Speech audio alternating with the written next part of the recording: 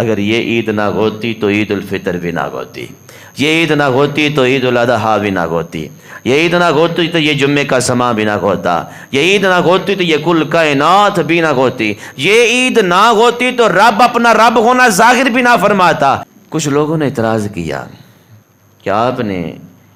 ربیع الاول حضور کی آمد والے مہینے کو آپ نے عید میلاد النبی کہا، آپ نے عید کا نام دے دیا۔ عیدیں تو دو ہیں،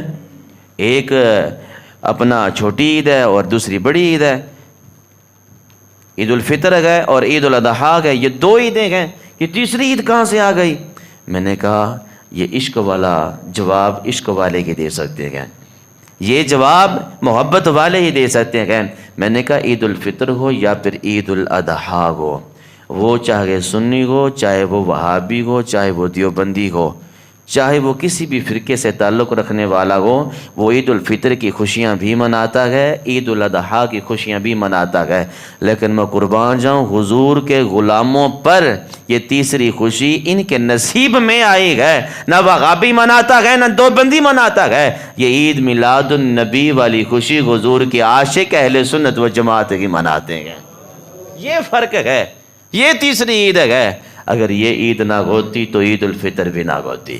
یہ عید نہ ہوتی تو عید الاضحیٰ بھی نہ ہوتی، یہ عید نہ ہوتی تو یہ جمعے کا سما بھی نہ ہوتا، یہ عید نہ ہوتی تو یہ کل کائنات بھی نہ ہوتی، یہ عید نہ ہوتی تو رب اپنا رب ہونا ظاہر بھی نہ فرماتا۔ رب نے اپنا رب ہونا ظاہر کیا تو حضور کی آمد کے صدقہ سے، عید الفطر ملی تو حضور کی آمد کی صدقہ سے، اگر عید الاضحیٰ بھی ملی تو عید میلاد النبی کے صدقہ سے، اگر ہمیں تمام خوشیاں ملی ہیں، عزتیں ملی ہیں، دولتیں ملی ہیں، شہرتیں ملی ہیں، تو عید میلاد النبی کے صدقہ سے۔ اگر یہ عید میلاد النبی نہ ہوتی تو کائنات میں کچھ بھی نہ ہوتا،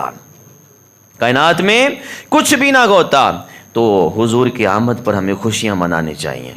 حضور کی ولادت کا ذکر کرنا چاہیے، یہ ایمان کا تقاضا ہے۔ آپ کو پتہ ہے جب حضور نبی کریم صلی اللہ علیہ وسلم کی ولادت باسعادت ہوئی تو کعبہ بھی جھوم رہا تھا، کعبہ بھی خوشیاں کر رہا تھا، بت تھر تھرا کے گر رہے تھے، زمین بوس ہو رہے تھے، لیکن تکلیف کس کو تھی؟